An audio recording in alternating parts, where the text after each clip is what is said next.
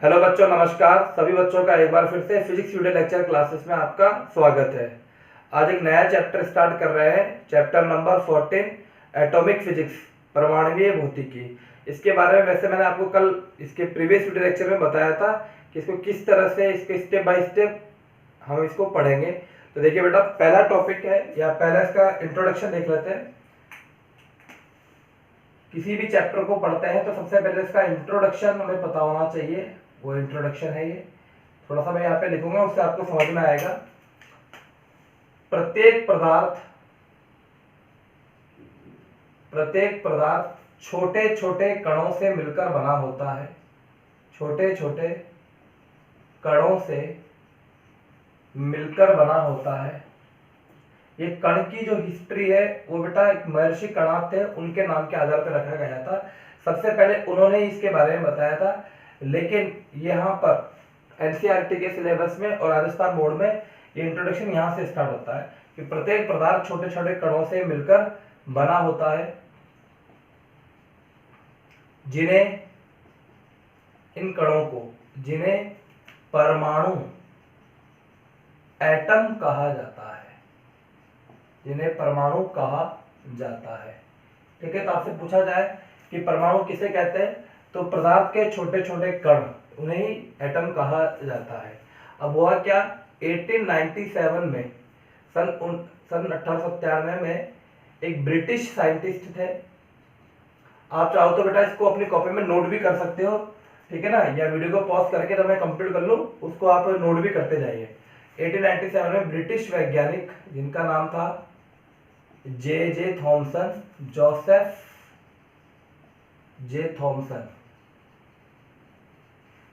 1897 में ब्रिटिश वैज्ञानिक Joseph J Thomson ने कैथोड किरणों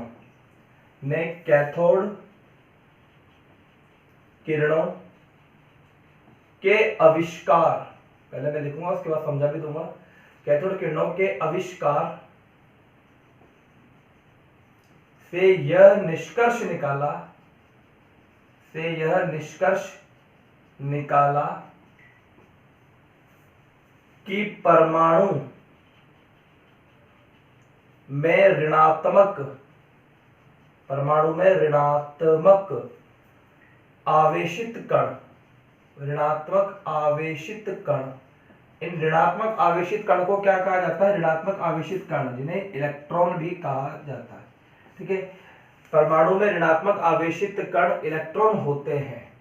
तो सबसे पहले इनके बारे में कब पता लगा, 1897 में ब्रिटिश वैज्ञानिक जोसेफ जे थॉमसन ने कैथोड किरणों के आविष्कार से यह निष्कर्ष निकाला कि परमाणु में ऋणात्मक आवेशित कण होते हैं।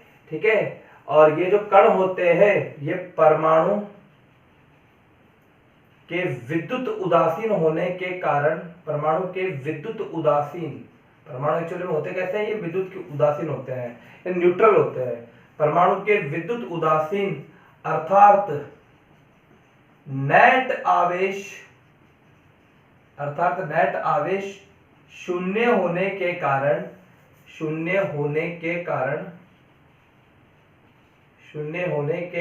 परमाणु में समान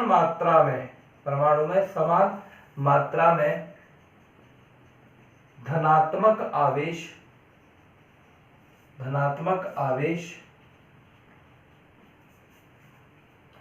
होना चाहिए, धनात्मक आवेश भी होना चाहिए। अब इसको समझते हैं, इस इंट्रोडक्शन को। देखिए बेटा, जो प्रत्येक पदार्थ होते हैं वो छोटे छोटे कणों से मिलकर बने होते हैं, जिन्हें परमाणु कहा जाता है, जिन्हें एटम कहा जाता है।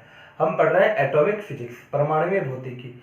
तो इस पूरे चैप्टर में हम एटम से रिलेटेड बातों का ही यहाँ पर अध्ययन करेंगे, उसी चीज को यहाँ पर स्टडी करेंगे। ठीक है, ये हमारे माइंड में रहना चाहिए। जैसे आपने 11th क्लास में एटॉमिक स्ट्रक्चर पढ़ा था, वैसा यहाँ पर ये है, एटम से रिलेटेड बात है। अगले चैप्टर में हम एटम के अंदर न्यूक्लियस में चले जाएंगे, वहां पर हम नाभिक के बारे में बात करेंगे।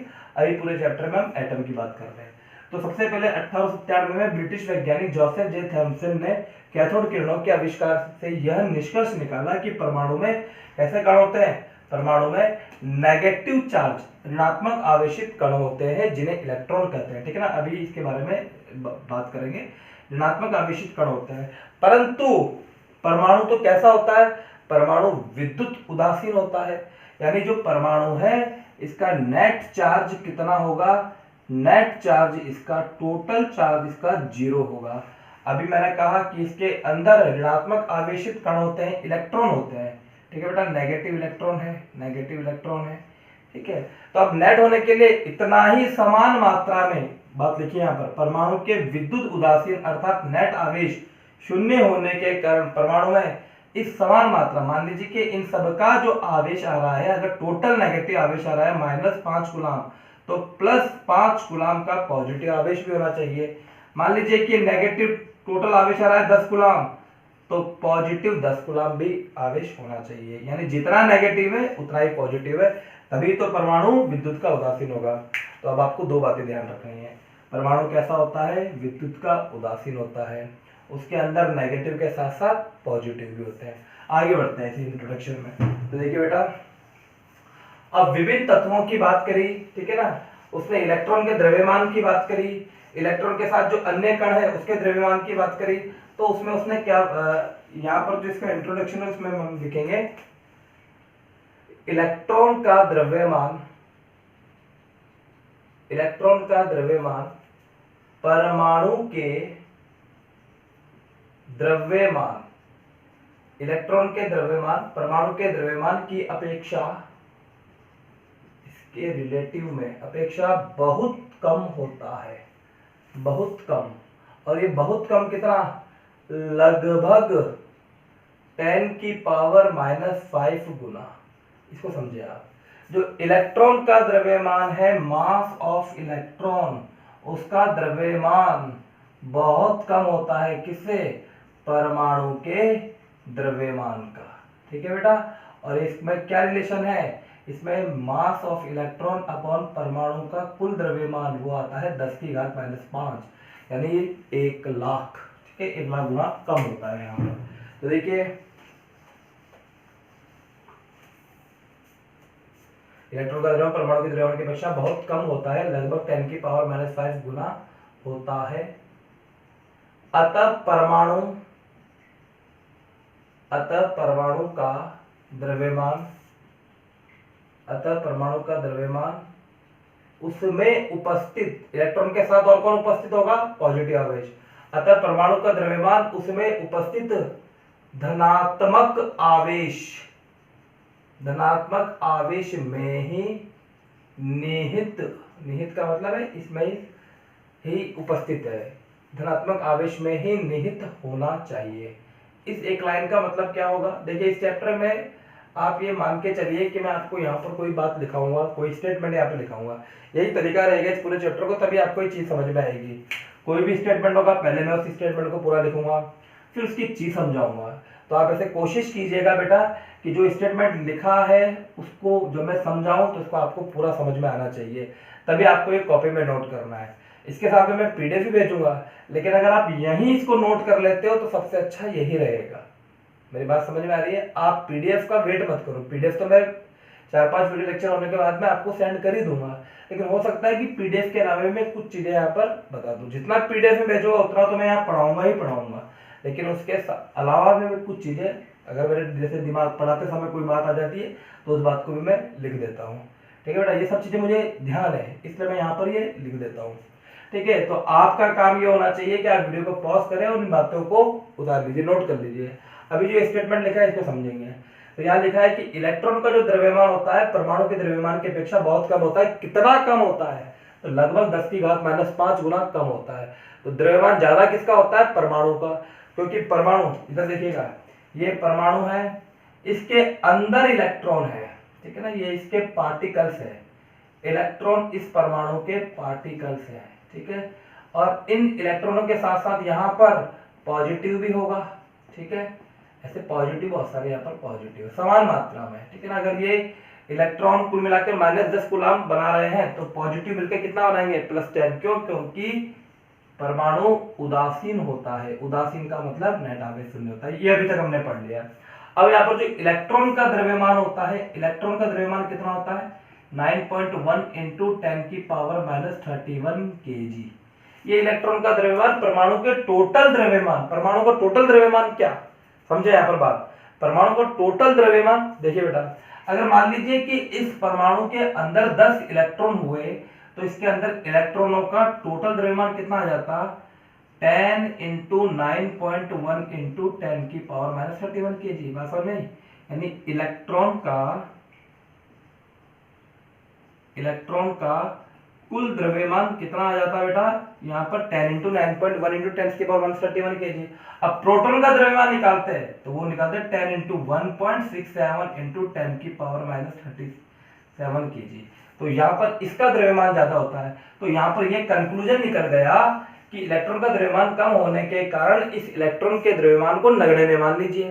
तो परमाणु का एक्चुअल जो द्रव्यमान होता है वो पॉजिटिव आवेश के कारण होता है। इस बात को आपको ध्यान रखना है। तो वही बात यहाँ लिखी है, अतः परमाणु का समस्त द्रव्यमान, यहाँ पे यह समस्त नहीं लिखा मैंने, लेकिन आप इसको मान के चले, अतः परमाणु का द्रव्यमान उसमें उपस्थित धनात्मक आवेश में ही निहित होता है, धनात्मक आवेश की वजह से ही होता है।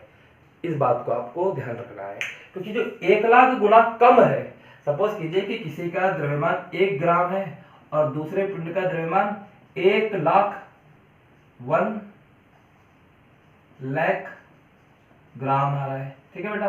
तो 1 लाख की तुलना में इस एक को नगण्य मान लेंगे। तो वही बात यहाँ पर है कि परमाणु का समस्त द्रव्यमान आपको ध्यान रखना है पॉजिटिव आवेश के कारण होता है।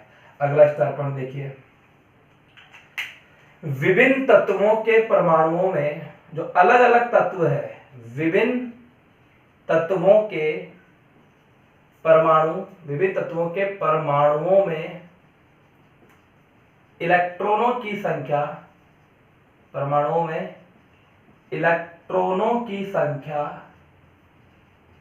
नंबर ऑफ इलेक्ट्रॉनों की संख्या अलग अलग या भिन्न भिन्न होती है। इलेक्ट्रॉनों की संख्या भिन्न भिन्न होती है, किसी में 1 इलेक्ट्रॉन होगा, किसी में 2 इलेक्ट्रॉन होंगे, किसी में ऐसे अलग अलग होगा। जैसे आवर्त सारणी में बढ़ते जाते हैं, जैसे जैसे परमाणु क्रमांक चेंज होगा तो वहां पर इलेक्ट्रॉनों की संख्या भी भिन्न भिन्न होगी। उसी से इसका बिहेवियर भी चेंज होगा, उसमें ऊर्जा अलग अलग आएगी, उसकी रासायनिक केमिकल प्रॉपर्टीज, उसकी फिजिकल प्रॉपर्टी सब चेंज हो जाएगी। तो विभिन्न तत्वों के परमाणु में इलेक्ट्रॉनों की संख्या भिन्न भिन्न होती है। इस कारण विभिन्न तत्वों के परमाणु एक दूसरे से, विभिन्न तत्वों के परमाणु एक दूसरे से भिन्न भिन्न होते हैं। इसका मतलब क्या है, देखिए आपने 11वीं क्लास में पढ़ा है बेटा, हर परमाणु की त्रिज्या यहाँ पर, जैसे ये इसकी कक्षीय त्रिज्या, ठीक है, जैसे ये त्रिज्या, प्रथम कोश की त्रिज्या, द्वितीय कोश की त्रिज्या, तृतीय कोश की त्रिज्या, तो हर परमाणु की त्रिज्या अलग अलग होगी। क्यों होगी अलग अलग, हर परमाणु की हर कक्षा की त्रिज्या अलग अलग होगी, अलग अलग तत्वों के लिए। ये तत्व मान लीजिए ए है और इसके पास में ये दूसरा कोई तत्व है, तो इसमें इलेक्ट्रॉनों की संख्या अलग है। तो मेन जो रीजन है वो है इलेक्ट्रॉनों की संख्या।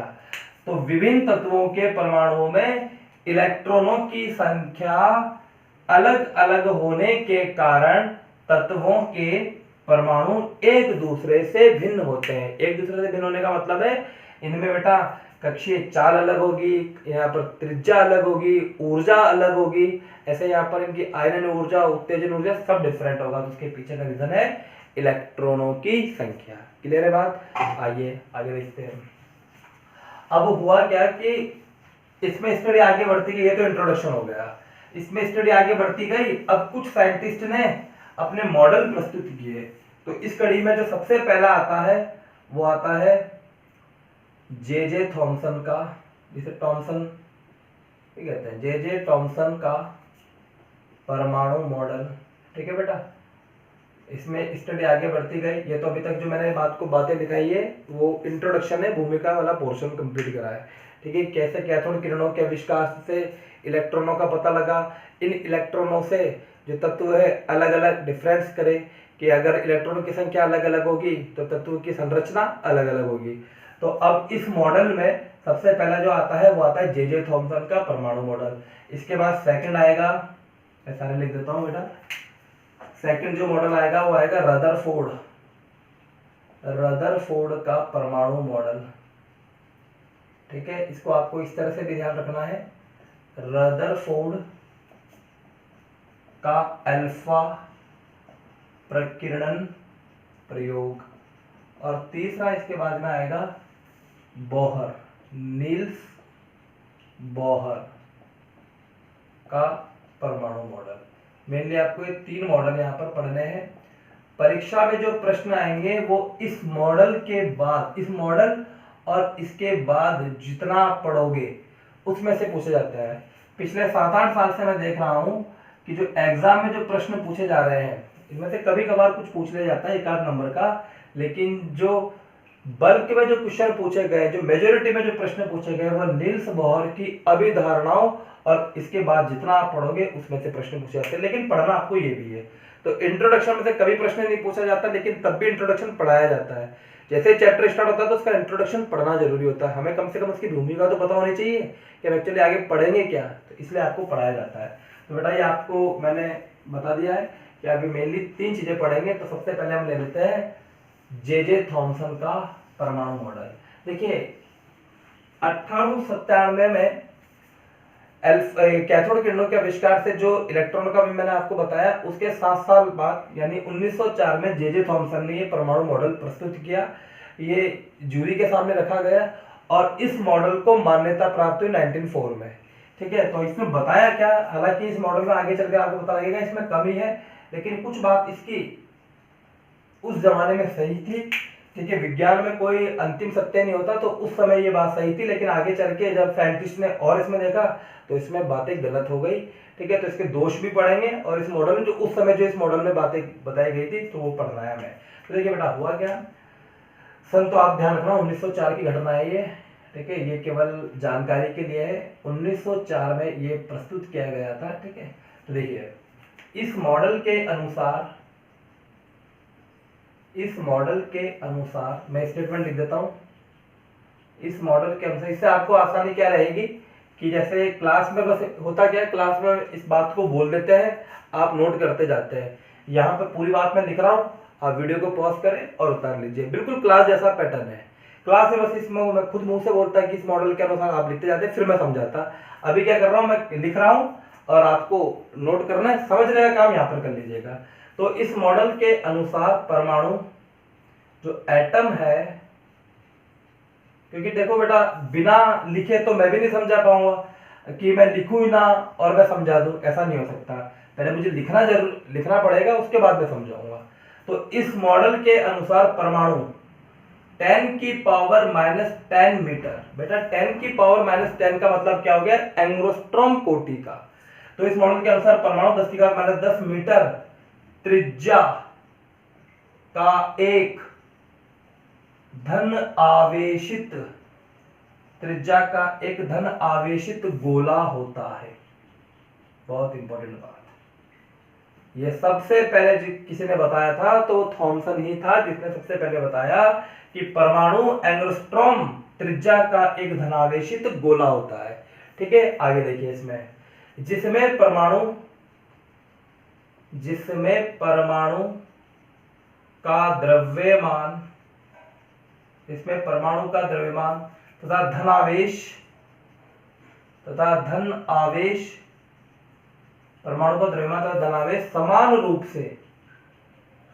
रूप से यूनिफॉर्मली मतलब एक समान रूप से, ऐसा नहीं किसी जगह पर बहुत ज्यादा है और किसी जगह बिल्कुल ही कम है, नहीं ऐसा नहीं है, एक समान रूप से वितरित होता है, एक समान रूप से वितरित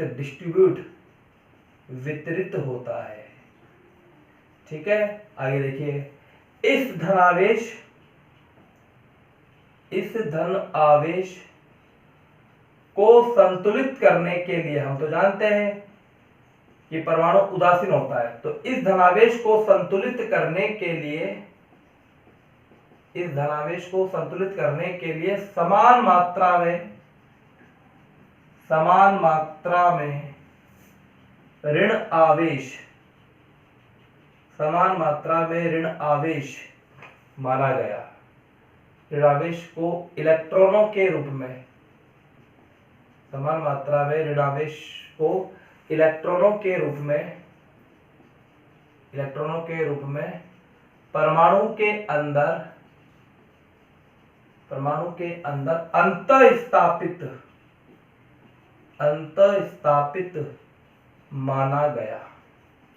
आपने पढ़ा भी है बेटा 11th क्लास में, इसे तरबूज प्लम पुडिंग मॉडल भी कहते हैं। जैसे तरबूज में बीज फंसे होते हैं उस तरह से बीज को यहाँ पर नेगेटिव मान लिया गया है। तो आगे मैं बताऊंगा भी आपको। इस धनावेश को संतुलित करने के लिए समान मात्रा में ऋणावेश को इलेक्ट्रॉनों के रूप में परमाणु के अंदर माना गया। इस गोले में रखे इलेक्ट्रॉन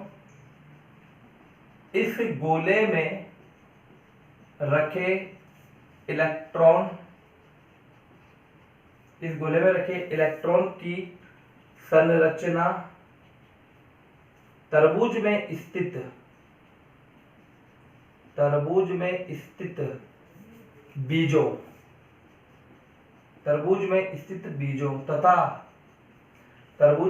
बीजों तथा पुडिंग में रखे एक तरह का फूड होता है, पुडिंग में रखे प्लम के रूप में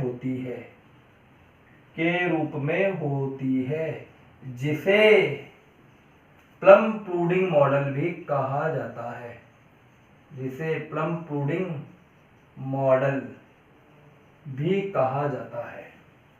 ठीक है, ये बात आपको ध्यान रखनी है। एक बार मैं समझा देता हूं।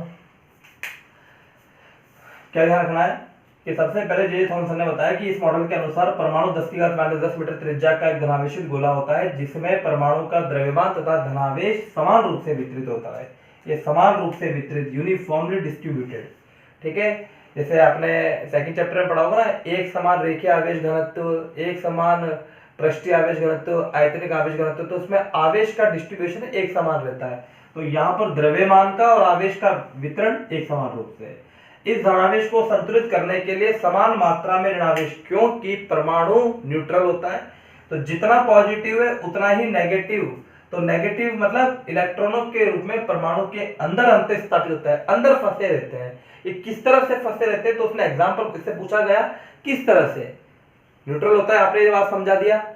न्यूट्रल होने के लिए जितना पॉजिटिव है उतना नेगेटिव है, तो नेगेटिव भी क्या यूनिफॉर्मली होगा, कैसे होगा? तो इसने बताया कि इस गोले में रखे इलेक्ट्रॉन की संरचना तरबूज में स्थित जो बीज होते हैं, ठीक है, बीजों की तरह होती है, तरबूज में स्थित बीजों तथा पुडिंग में रखे प्लम। जैसे बूंदी के लड्डू आते हैं तो उसमें जैसे इलायची होती है बेटा, उस तरह से तो पुडिंग में रखे प्लम के रूप में होती है और इसे प्लम पुडिंग मॉडल भी कहा जाता है। ठीक है, इसको एक बार नोट कीजिए, फिर इसका आगे का पढ़ेंगे। अब देखिए बेटा, इसकी संरचना मैं बना रहा हूं, यहाँ पर देखिएगा, ये है परमाणु, इसकी त्रिज्या कितनी है, मैंने लिख दिया यहाँ पर परमाणु, और इसकी त्रिज्या है 10⁻⁻10 मीटर, यानी एंगस्ट्रॉम की कोटि। ये आपको ध्यान रखना है, एंगस्ट्रॉम की कोटि का होता है। इसमें जिसका द्रव्यमान है और पॉजिटिव आवेश है एक समान रूप से वितरित होगा। यानी जो रेड लाइन है ये मैंने पॉजिटिव से इसको डिनोट कर दिया है। पॉजिटिव आजकल बड़ा खतरनाक वर्ड हो रहा है, इस साल का सबसे नेगेटिव वर्ड है पॉजिटिव। ठीक है, चलिए एनीवे आगे देखिए, ये जो रेड है इसका मतलब है धन आवेश। ठीक है, अब नेगेटिव यानी इलेक्ट्रॉन इसमें इस प्रकार से फंसा हुआ है जैसे तरबूज में बीज। देखिए बेटा, यहाँ पर एक नेगेटिव, ये नेगेटिव, ये नेगेटिव, ये नेगेटिव, इस तरह से कुछ नेगेटिव बना देते हैं। ये नेगेटिव, नेगेटिव, ये नेगेटिव। इसका मतलब क्या है? ये है ऋण आवेश। अल्टीमेटली जो टोटल है इसका, ये कैसा है? ये न्यूट्रल है। ठीक है, नेट आवेश इसका 0 होगा। जितना पॉजिटिव आवेश उतना ही नेगेटिव आवेश। अब इसमें क्या है कि इसका जो समस्त द्रव्यमान है, यहाँ तो ये, चलो इसको आगे बताऊंगा, अभी तो ये मान लीजिए कि इस मॉडल की सबसे बड़ी कमी यही थी, इसने कहा कि इसमें एक समान रूप से द्रव्यमान निहित होता है। जबकि आपने 11th क्लास में पढ़ा है, इसमें बता सकता हूँ क्योंकि आपने 11th क्लास में पढ़ा है इसलिए आपको समझ में आ जाएगा। देखिए क्या कमी थी, ये कह रहा है कि इसमें जो इसका द्रव्यमान है वो एक समान रूप से वितरित है, जबकि हमें पता है कि परमाणु खोखला गोला होता है। अभी ये क्या कह रहा है, ये ठोस गोले की बात कर रहा है, इसमें एक समान रूप से वितरित है जबकि परमाणु खोखला गोला होता है। और ये बात कहां से पता लगी थी, रदरफोर्ड के अल्फा प्रकीर्णन प्रयोग जो आगे आएगा उससे पता लगेगी कि ये जो समस्त द्रव्यमान है इसके एक छोटे से भाग में केंद्रित होता है जिसे नाभिक कहा जाता है। इसका सारा भाग, परमाणु का अधिकांश भाग खोखला होता है। इस खोखले होने के कारण ही ज्यादातर अल्फा कण बिना टकराए पार हो जाते थे। कुछ अल्फा कोण अलग अलग कोण पे आते थे और बहुत ज्यादा में से एक कण वापस लौट कर आता था। लेकिन अभी आपको ये बात ध्यान रखनी है, ठीक है बेटा। आगे देखिए, ये आगे की बात है, आगे समझेंगे इसको। हाँ जी, ये डायग्राम बना लिया। अब इस मॉडल के अनुसार एक स्टेटमेंट लिख देता हूं मैं, जे थॉमसन, या लिख देता हूं थॉमसन मॉडल के अनुसार 3-4 स्टेटमेंट लिखूंगा, एक एक करके आपको समझना है। पहला, जब किसी धातु को गर्म किया जाता है, जब किसी धातु को गर्म किया जाता है, जब किसी धातु को गर्म किया जाता है तब इलेक्ट्रॉन ऊर्जा ग्रहण करके बाहर निकल जाते हैं, ऊर्जा ग्रहण करके बाहर निकल जाते हैं। अब अगर मैं इसको गर्म कर दूंगा, गर्म बेटा यहाँ पर कई तरह से होता है, जैसे इसको टेम्परेचर देकर या इस पर कोई फोटोन आपतित करके, जैसे फोटो इलेक्ट्रिक इफेक्ट में पढ़ेंगे भी सही हम, आपतित प्रकाश, उसमें प्रकाश आपतित करेंगे, उससे एनर्जी ले लेगा, एनर्जी लेकर इलेक्ट्रॉन बाहर निकल जाएगा, ऊर्जा फोटोन के रूप में आएगी, एक फोटोन एक इलेक्ट्रॉन को बाहर निकाल देगा। ऐसा हम फोटो इलेक्ट्रिक इफेक्ट में पढ़ेंगे, ठीक है ना। अभी अपन यहाँ पर गर्म करने की बात कर रहे हैं। जब किसी धातु को गर्म किया जाता है, यानी यहाँ पर बाहर से इस पर टेम्परेचर दिया जाएगा तो इलेक्ट्रॉन के अंदर एनर्जी आ जाएगी, इलेक्ट्रॉन के अंदर एनर्जी आ जाएगी तो इलेक्ट्रॉन अपनी कक्षा को छोड़ देगा। तो सबसे पहले कौन सा इलेक्ट्रॉन बाहर निकलेगा, जिसपे आकर्षण बल सबसे कम होगा। जैसे समझिए यहाँ पर बात को, ये पहली कक्षा, ये दूसरी कक्षा, ये तीसरी कक्षा, ठीक है। तो एक इलेक्ट्रॉन यहाँ पर है और एक इलेक्ट्रॉन यहाँ पर है, तो सबसे पहले कौन सा इलेक्ट्रॉन बाहर निकलेगा, जो सबसे बाहर होगा, ठीक है। क्यों होगा सबसे बाहर, क्यों ये निकलेगा, क्योंकि फोर्स होता है Q1 Q2 अपॉन r²। तो जिसकी दूरी सबसे ज्यादा है उस पे नाभिक का बल भी बहुत कम होगा, यानी यहाँ पर आकर्षण बल बहुत कम है, इसलिए बाहर निकल जाएगा। हालांकि चीजें बहुत समझ में आएगी आपको, जब ये आगे बढ़ाता जाऊंगा मैं तब आपको समझ में आएगी। लेकिन अभी आपको ये ध्यान रखना है कि जब किसी धातु को गर्म किया जाता है तब इलेक्ट्रॉन ऊर्जा ग्रहण करके बाहर से एनर्जी लेके, जो तापायनिक है, यहाँ पर जो ताप से एनर्जी आई है, थर्मल एनर्जी, उस एनर्जी को इसने लिया, एब्जॉर्ब किया और ये बाहर निकल जाते हैं, ठीक है। ये आगे भी स्टेटमेंट काम आएगा। तो बेटे आज के वीडियो लेक्चर में केवल इतना ही, मैं 2-3 स्टेटमेंट और लिखूंगा ये अगले वीडियो लेक्चर में। आज केवल इतना ही, इसको आप अच्छे से पढ़िएगा, नोट कीजिएगा, ठीक है बेटे। तो थैंक यू बेटे।